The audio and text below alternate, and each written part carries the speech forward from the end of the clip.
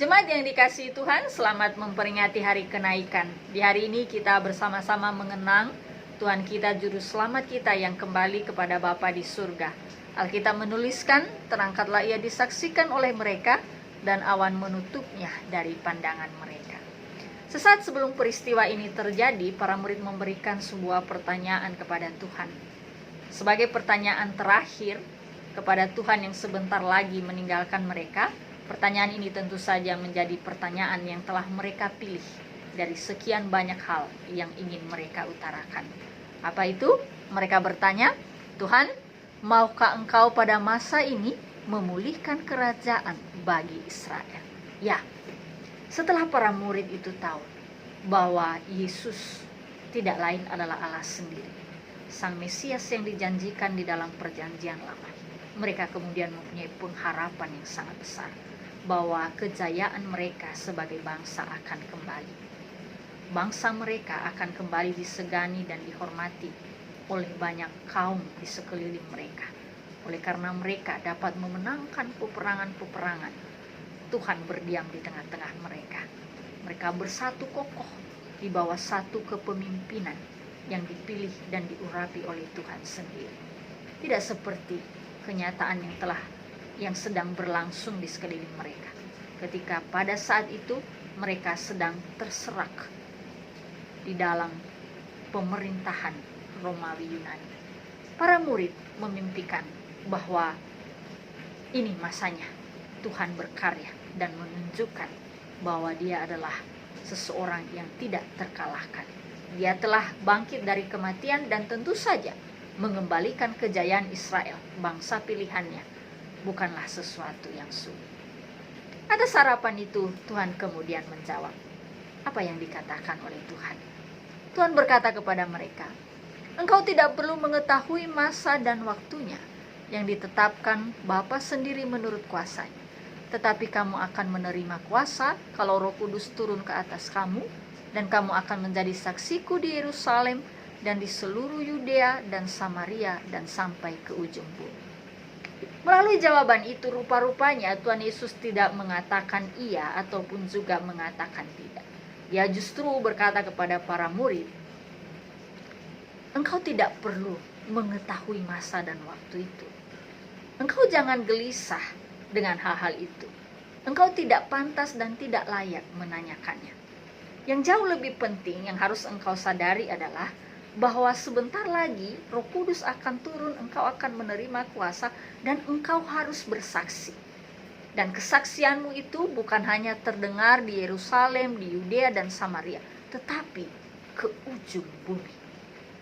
Ketika para murid itu membayangkan kejayaan mereka sebagai bangsa untuk dikembalikan oleh Tuhan, Tuhan justru mengingatkan mereka tentang tugas dan tanggung jawab yang harus segera mereka kerjakan, yaitu memberitakan Injil, memberitakan Dia yang bangkit, supaya keselamatan itu dapat diterima oleh seisi dunia ini. Jika saya kalimatkan dengan cara yang lain, lebih jauh lagi, mungkin Tuhan mau berkata kepada para muridnya, engkau sebagai kaum akan tetap hidup di dalam pergumulanmu hari ini. Engkau akan tetap terserak.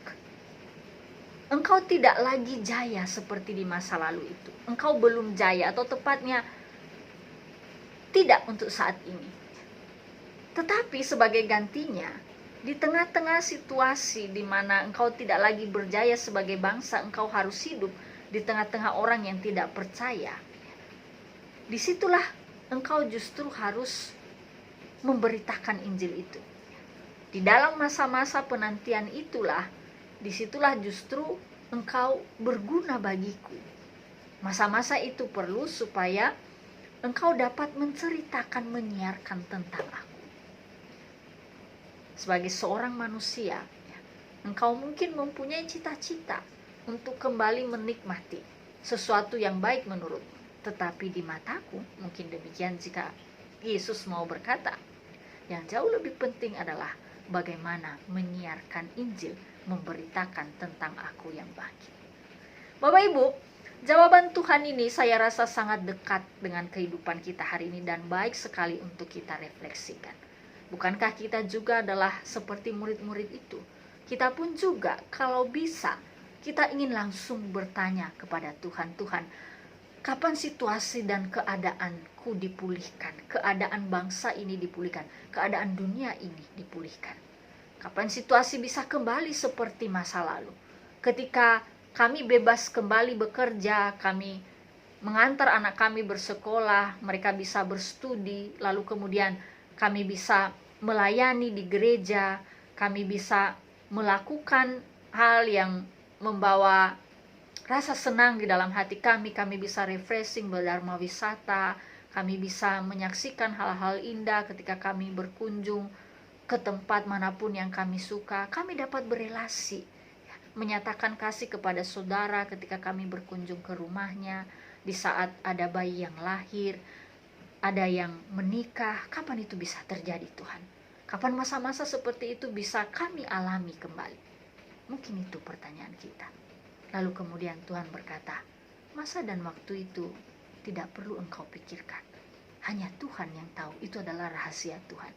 Tapi satu hal yang harus engkau ketahui sebagai umatku, bahwa engkau dipakai menjadi saksiku dan engkau diberikan kuasa untuk itu. Tuhan justru meminta kita melalui bacaan ini untuk tidak mempertanyakan kapan segera situasi seperti yang kita harapkan, kapan mimpi kita menjadi kenyataan. Dia justru membawa mimpinya di dalam kehidupan kita. Dia justru menginginkan, merindukan mimpinya itu kita kerjakan saat ini. Mimpi Tuhan di dalam hidup saya dan Bapak Ibu hari ini justru menjadi saksi baginya. Situasi sampai hari ini, sampai ketika firman ini kita baca dan kita dengar, belum berubah. Bahkan mungkin semakin mencemaskan dan menakutkan kita. Tetapi Tuhan berkata, di dalam situasi itu engkau punya kuasa. Aku memberikan kuasa kepadamu untuk tetap menjadi pengikutku yang setia. Bahkan lebih lagi, setiap orang akan mendengar tentang aku di dalam tindakanmu, di dalam responmu terhadap situasi. 2 hari yang lalu, Bapak Ibu, saya mendapatkan telepon dari seorang teman di Surabaya. Dia bercerita kepada saya bagaimana hidup mereka menjadi sangat berubah ketika tiba-tiba suaminya kehilangan pekerjaan. Dan hari ini mereka langsung merubah seluruh gaya hidup mereka. Bagaimana mereka mengatur pengeluaran sebegitu rupa. Bagaimana dia juga mulai membangkitkan gairahnya untuk membuat kue. Dia mempunyai keahlian membuat kue. Dan dia mulai berjuang untuk membuka usaha bersama dengan suaminya. Dengan berkat yang masih tersedia di dalam tangan mereka. Mereka menjadikan itu sebagai modal. Mereka melihat bahwa ketika Tuhan memberikan masa ini untuk dialami oleh mereka, maka mereka tidak punya pilihan lain. Satu hal yang dapat mereka kerjakan adalah bahwa mereka dapat meresponnya di dalam takut akan Tuhan. Dia berkata kepada saya bahwa saya tidak mau terlihat putus asa di depan anak-anak saya.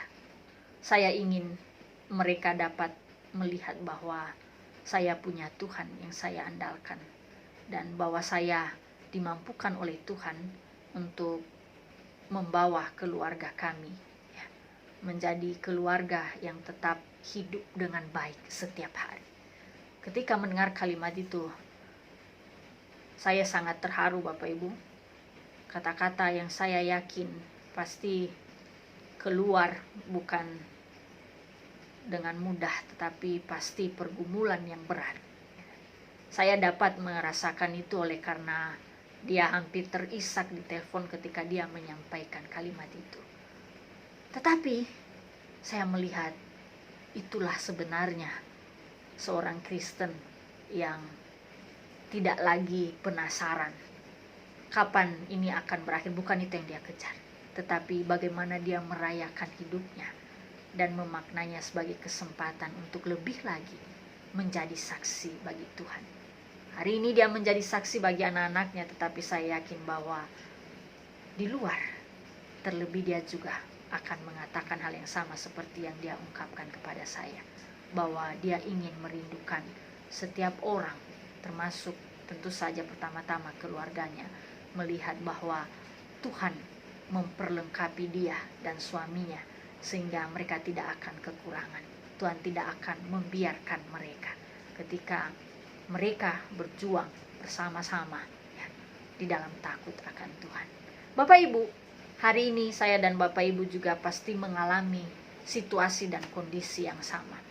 Kita beberapa saat yang lalu mendengar istilah new normal. Ada gaya hidup yang baru yang harus kita nikmati. Janganlah kita menghabiskan waktu kita untuk membayangkan kejayaan masa lalu. Kalaupun itu lewatlah. Satu yang pasti bahwa Tuhan tidak pernah meninggalkan saya dan Bapak Ibu. Dan setiap masa, setiap kejadian, ya, Tuhan memanggil kita untuk menjadi saksi baginya. Tuhan pasti mengizinkan ini semua terjadi di sekeliling kita, kita alami. Tidak lain supaya namanya lebih lagi kita siarkan di dalam kehidupan kita. Alamilah itu bersama dengan Tuhan, sehingga kemudian kita menjadi anak-anaknya yang dapat membawa sukacita bagi dia setiap hari. Tuhan Yesus menolong kita bersama. Amin.